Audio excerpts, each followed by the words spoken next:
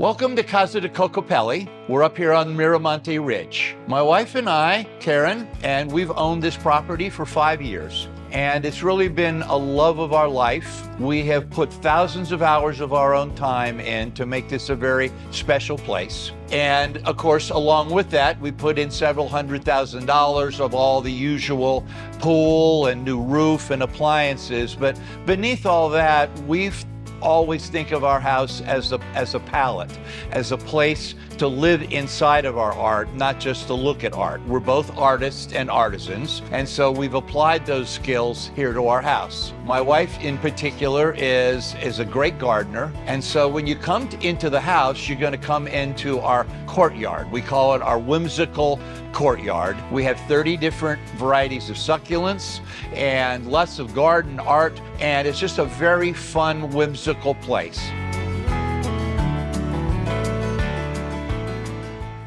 So when you come in that massive steel door that actually has a screen and glass, you're drawn to the view. This is the first thing you see, and everyone is typically just drawn to look out at the view. One of the most special parts of the house is a mosaic, a desert scene mosaic that we commissioned, which is right in the foyer. We have lots of wood and exposed stone here in a 12-foot ceiling. The artisanship, the craftsmanship. So that's sort of the feeling you get with the house. All the windows are trimmed in mahogany.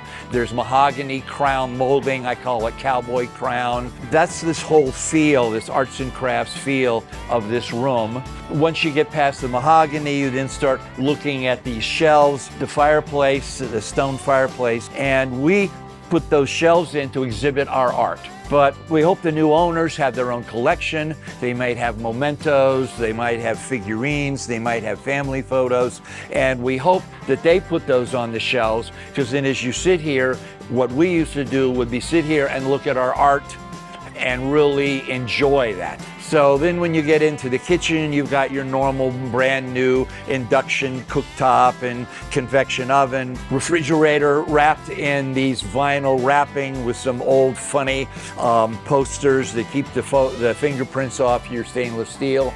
We bought 2 vintage alder doors, handmade in Mexico. And when you run your hands over them, you can feel that they're hand planed. And you can see that an artisan made those, not a machine. We've got a chandelier. We call the steam-powered chandelier, industrial, steampunk aesthetic.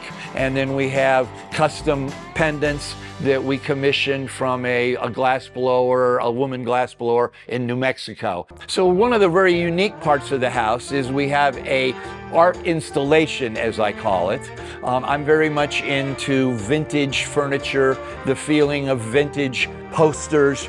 And so I've created my vision in the first floor level was to create a vintage pub underneath the Victoria Railroad station in London in 1920s. Going down the stairway, you've got a steam railing with steam gauges for the hand railing. You've got copper ceiling, lots of travel posters, which you would have in the Victoria Railroad station.